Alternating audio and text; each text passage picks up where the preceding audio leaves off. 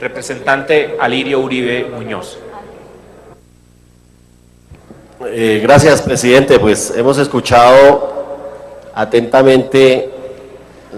el debate que se ha propuesto el día de hoy. Y yo coincido con el representante Inti Asprilla que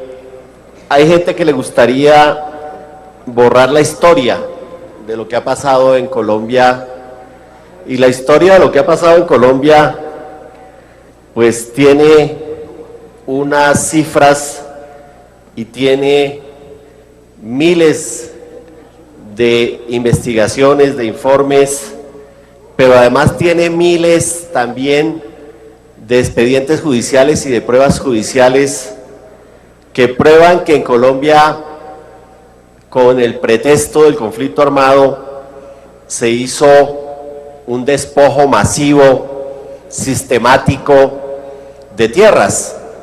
y que ese despojo masivo y sistemático de tierras se hizo de manera violenta, se hizo con masacres, con asesinatos, con desapariciones, con torturas, con encarcelamientos, y esas cifras pues ya pasan los 8 millones de víctimas en Colombia. Y dentro de esos 8 millones de víctimas en Colombia, pues 6.5 millones de personas fueron objeto de desplazamientos forzados. Y esos desplazamientos forzados, pues obviamente trajeron dolor, hambre, miseria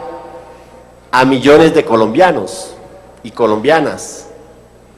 Y esas personas en situación de desplazamiento forzado fueron despojadas de sus tierras. Algunos hablan de 6 millones de hectáreas, estoy hablando de entidades oficiales, otras hablan de 9 millones de hectáreas, otras hablan de 10 millones de hectáreas, y obviamente hubo un modelo de acumulación, de concentración de la propiedad de la tierra en pocas manos, de acumulación de baldíos que por años el Polo Democrático ha venido denunciando en este Congreso. Y están los testimonios de los comandantes paramilitares, de los mandos medios, de los patrulleros, de las formas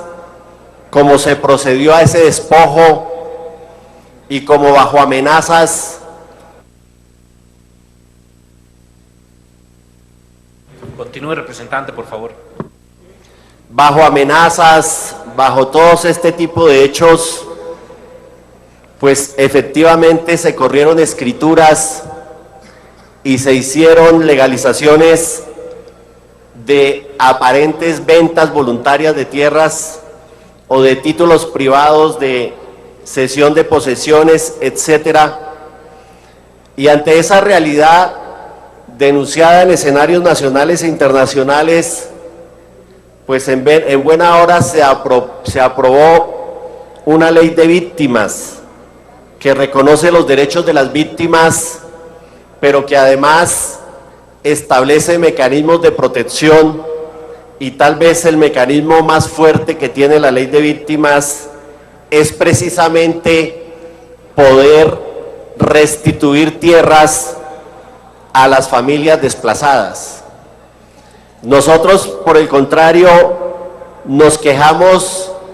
de una falta de implementación más a fondo de la restitución de tierras. Consideramos que el proceso ha venido siendo muy lento,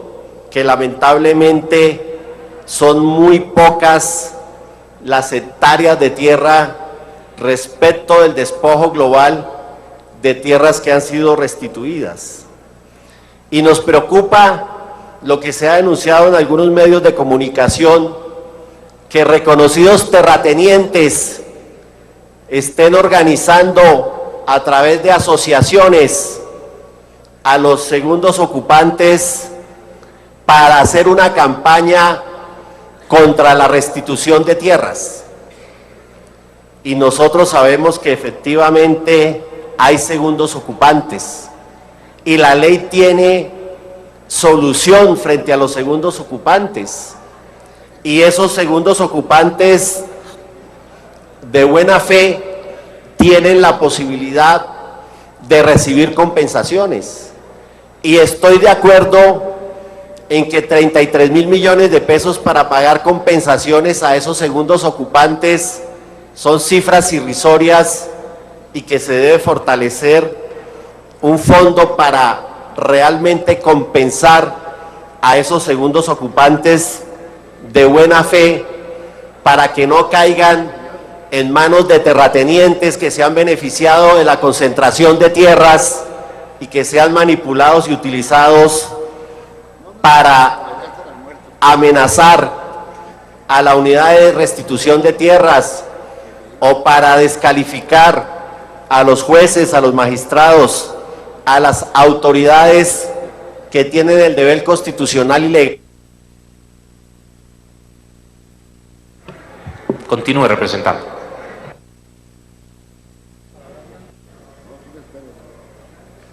Que tienen el deber legal y constitucional de implementar la ley de restitución de tierras. Entonces, pues yo lo que le diría al doctor Fasa Bogal es que lo felicito por la actividad que ha venido haciendo la unidad de restitución de tierras, y que nosotros lo vamos a seguir citando a diferentes debates, como lo hemos citado en la Comisión de Derechos Humanos, para pedirle cuentas de por qué la restitución de tierras no avanza de manera más rápida. Y me parece que lo que hemos escuchado en este Congreso, yo no voy a entrar a mirar cada caso,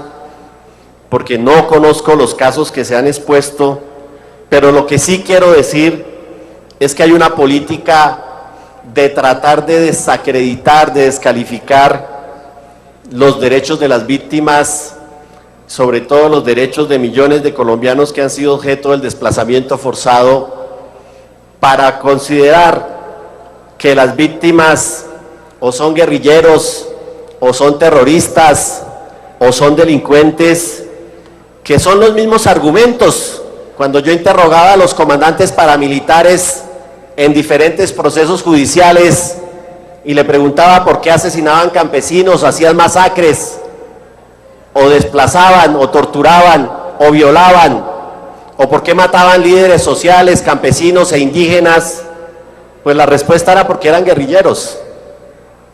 Cuando les preguntaba cómo sabían que eran guerrilleros, pues nos decían que los organismos de inteligencia del Estado, el ejército, la policía, les habían pasado la información de que eran guerrilleros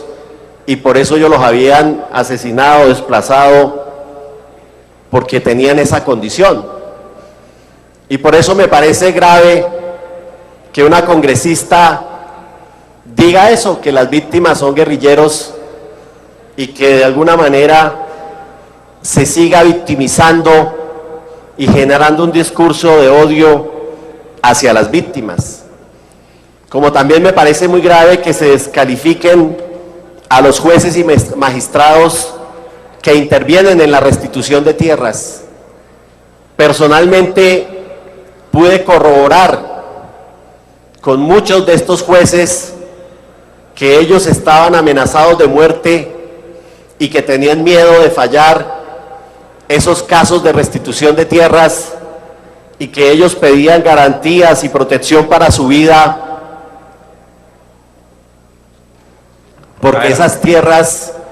están en manos. Continúe, representante. Están en manos de personas que tienen poder político, que tienen poder económico, que tienen poder social, y que obviamente se han beneficiado de ese despojo. Y entonces se dice alegremente que los miembros de las unidades de restitución de tierras, o que los magistrados o los jueces son unos delincuentes. Y yo creo que no podemos permitir que personas que aplican la ley pues sean tratados de esa manera, como tampoco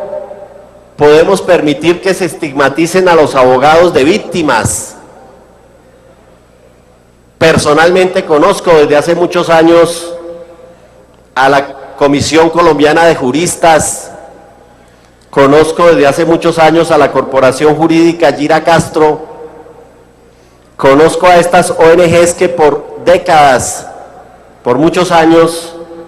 han acompañado a las víctimas de la violencia en estrados judiciales nacionales e internacionales. Y estos abogados y abogadas, en el caso de la Corporación Gira Castro, la mayoría mujeres abogadas, ellas efectivamente han acompañado víctimas del despojo en escenarios penales, en escenarios disciplinarios, en escenarios contenciosos, mucho antes de que existiera la ley de víctimas, y precisamente en razón a esa experiencia que tienen, se han hecho proyectos con apoyo de la cooperación internacional, con el gobierno de Suecia, con otros gobiernos, que precisamente para apoyar las víctimas han hecho convenios con entidades del Estado como la Unidad de Víctimas, y eso explica por qué estas organizaciones han terminado haciendo lo que siempre han hecho, de acompañar a las víctimas en la exigencia de sus derechos a la verdad, a la justicia, a la reparación integral. No es cierto que los abogados, yo trabajé 23 años en el colectivo de abogados José Alvear Restrepo, jamás recibí honorarios diferentes a mi salario mensual como trabajador. Cuando salí del colectivo de abogados con las cesantías de los 23 años como trabajador, jamás recibí dividendos u honorarios como no reciben dividendos las abogadas. Continúe, representante, por favor. Las abogadas o los abogados de la Corporación Gira Castro, de la Comisión Colombiana de Juristas. Los beneficios económicos que se obtenían por los procesos judiciales se reinvertían en la atención a las víctimas. Si yo hubiera recibido honorarios por los casos que yo gané en los 23 años de abogado defensor de derechos humanos, yo hubiera sido millonario realmente. Jamás lo recibí. Cada mes recibía el cheque de mi sueldo y mi seguridad social. Entonces, por eso me molesta que se acuse a estos ONGs, a estos abogados que viven de un salario, como viven de un salario los funcionarios de la Unidad de Restitución de Tierra, o como viven de un salario los jueces, los magistrados que intervienen en la restitución de tierras. Aquí nadie se está enriqueciendo con las víctimas. Y en ese sentido, entonces, yo sí creo que lo que tenemos que hacer es ponernos en posiciones positivas de mirar cómo le damos solución a las víctimas de restitución de tierras, y también cómo le damos solución a los segundos ocupantes de buena fe, exenta de culpa, y de cómo no se cometan injusticias al momento de valorar el patrimonio de esos segundos ocupantes de buena fe, exenta de culpa, y que no caigan en manos de terratenientes que lo que quieren es derogar la ley de restitución, que lo que quieren es descalificar a las víctimas, y que lo que quieren es casi que colocar contra la pared a una unidad respetable y seria como es la Unidad de Restitución de Tierras, que viene tratando de aplicar una ley muy difícil de aplicar, porque es ni más ni menos que arrebatarle a los que concentraron la propiedad de la tierra esa apropiación ilegal de la tierra. Por supuesto que aquí se plantean casos de segundos ocupantes con pequeñas parcelas, y esos casos hay que esclarecerlos, pero detrás de esto, desde mi punto de vista, están grandes despojadores de tierras, grandes terratenientes. Si nosotros miramos el censo agropecuario, tendríamos que preguntarnos por qué razón el 70% de los campesinos de este país tienen menos de 5. Termine, representante. Tranquilo, tiene uso de la palabra. ¿Por qué en este país, de acuerdo al Censo Nacional Agrario,